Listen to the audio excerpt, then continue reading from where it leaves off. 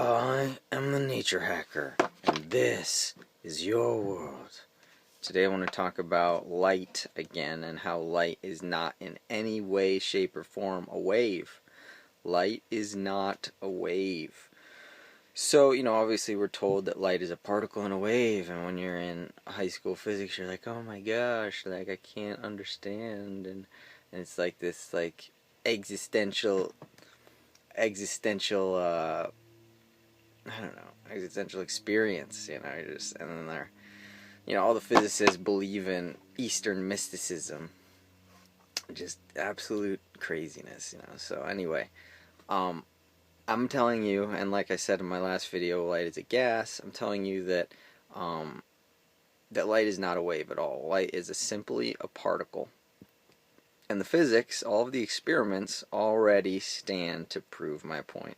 Don't you love that when, what a real theorist like myself does is he uses the, well, he might come up with a theory on his own, but then he'll double check and see if all of the experiments line up or not.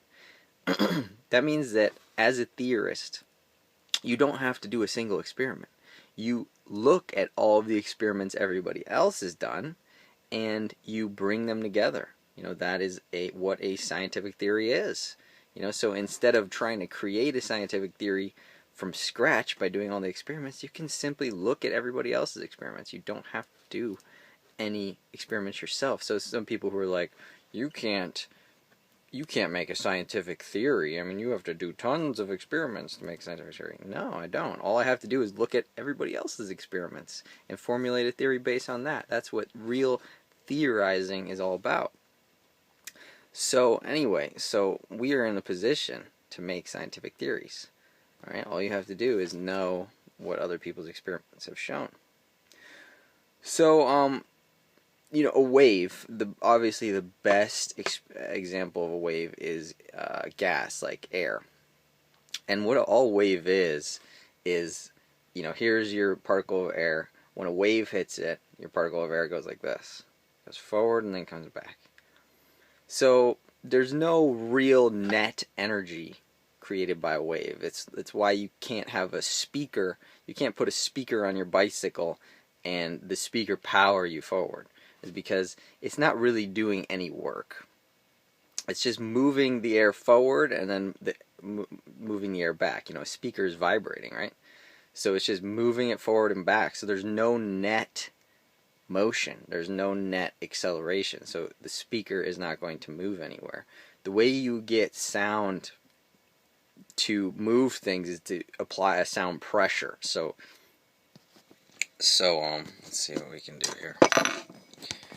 Apply a sound pressure.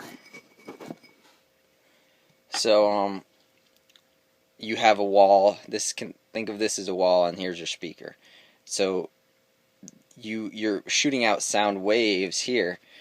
The waves are not doing aren't doing work by themselves, but when you're just trying to squeeze them together, it's like that sound creates a pressure to push them outwards.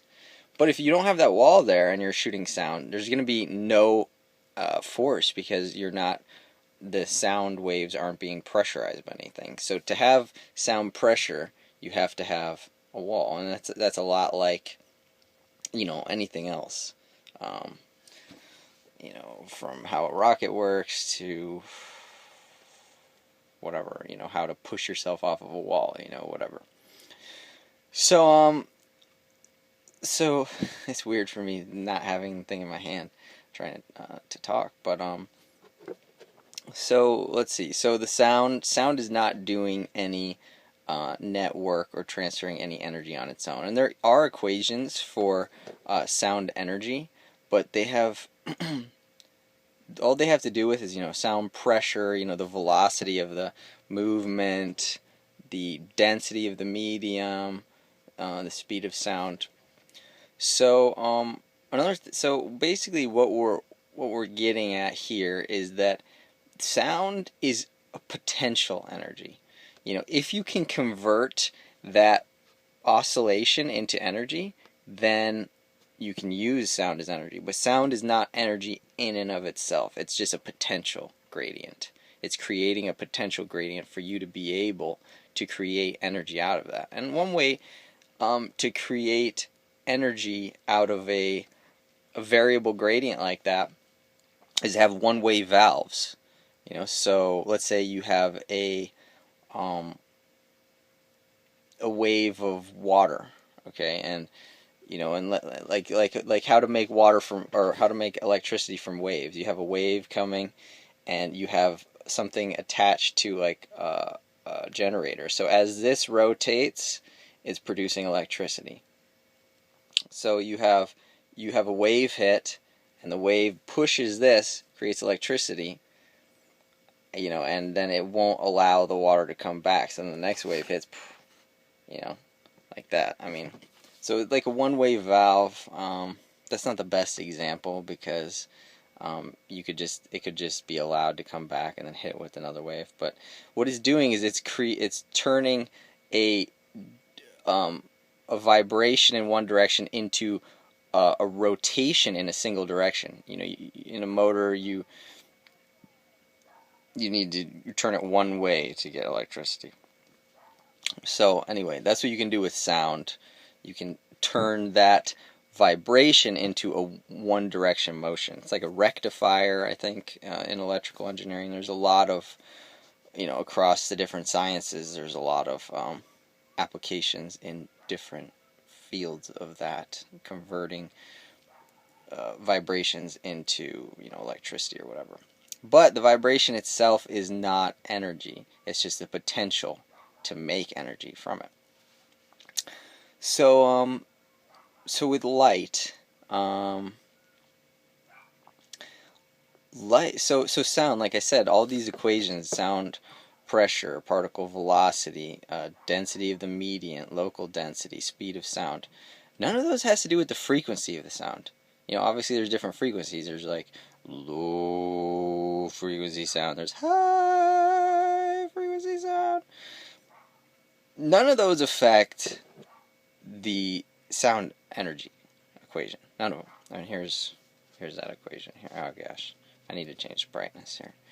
But none of those affect the sound energy equation.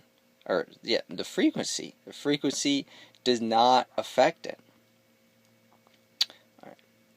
So that makes sense. The frequency of the sound isn't going to affect it. You have little vibrations or big vibrations, but if everything else is the same, like the velocity of the motion, the density of the air, the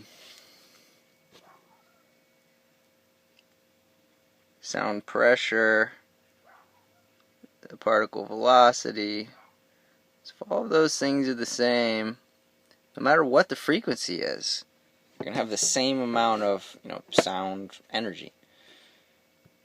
So that makes sense. But then we come to light, and they're telling us, oh, light is a wave. Be amazed, light's a particle and a wave. Whoa. Well, I don't really think so, because it doesn't follow any of that wave equation. Light,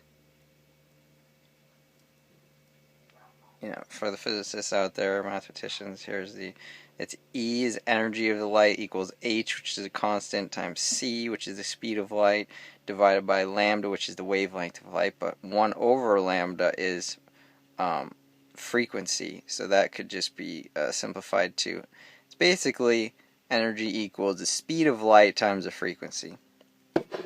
So the speed of light times the frequency.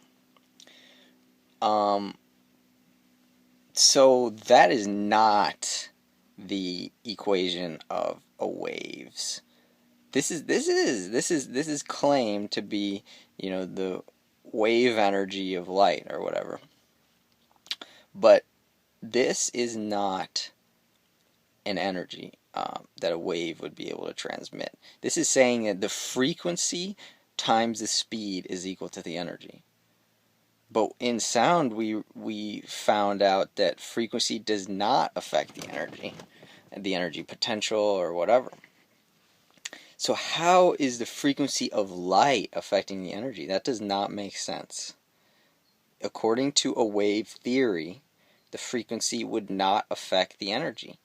This is a funny thing, you know, because you would think them saying, you know, I've been through all physics, okay? Well, you know, the mechanical engineering equivalent. I was a physics major. I took physics major, electricity and magnetism, you know, which is like the light type class,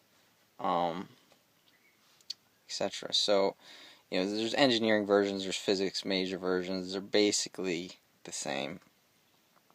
But anyway, so that's something you would think they would do. If they were so confident that light had true wave-like properties, they would say, okay, here's the sound energy equation, here's the light energy equation, look, they're the same.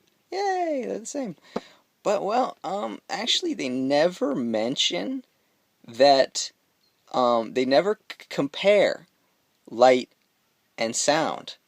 You know, you would think they would, you know, if they're so confident that light was a wave, you would think they would compare it with sound and say, okay, here's the equations for sound, here's the equations of light, here's how they, you know, they line up and stuff in the wave properties. But you know what? They never bring that up. They never even mention.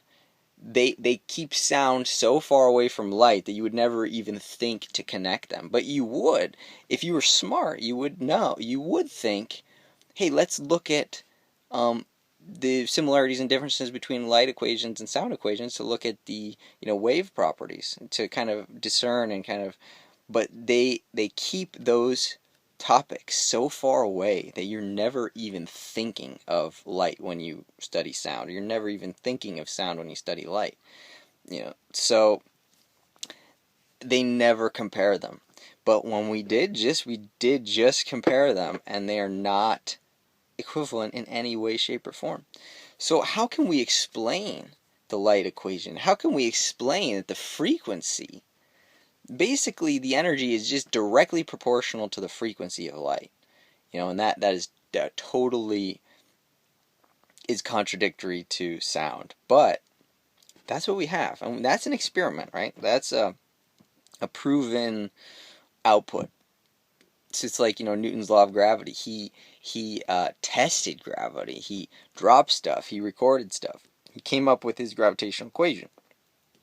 So even if Newton's theory of gravity is wrong, his equation of gravity is still correct in the way that he tested it, you know. So it might not be universal, you know, like Newton's universal law of gravitation. It's not universal, which I've talked about in my gravity is electricity video. But it is valid for the surface of the Earth where he was, blah, blah, blah. So, you know, his equation is still valid. This equation, while light is not a wave, that equation is still true, that the frequency is directly proportional to the energy of light. So how can we explain that? Well, very simple, actually. So to have a frequency, you don't have to have a wave. That's the key to understand right there. To have a frequency, you don't have to have a wave. Think of a Geiger counter. You know, you're getting it close to radioactive material, right? And it's going tick, tick, tick, tick, tick, tick, tick, tick. If you get closer, it's going tick, tick, tick, tick, tick, tick, tick, tick, tick, tick, tick, tick. You have a frequency there. I mean, there's no waves. You just have particles hitting it. But there's a frequency at which the particles are hitting it. You know, at the beginning, tick, tick, tick, you have a low frequency of particles. At the end, tick, tick, tick, tick, tick, tick, you have a high frequency of particles. So no waves need to be required. You know, you could be shooting a gun. Boom, boom, boom, boom. You know, that's a low frequency of firing bullets. And then you can go high. You know, you have a high frequency of shooting bullets. So you don't have to have a wave. You know, bullets are not waves, they're particles. You know, they're totally particles. There's nothing wave about them. But they can have a frequency, right? And so, let's say you were shooting a, I don't know, a can that's on a little track, right? So you're shooting at that can. So you can measure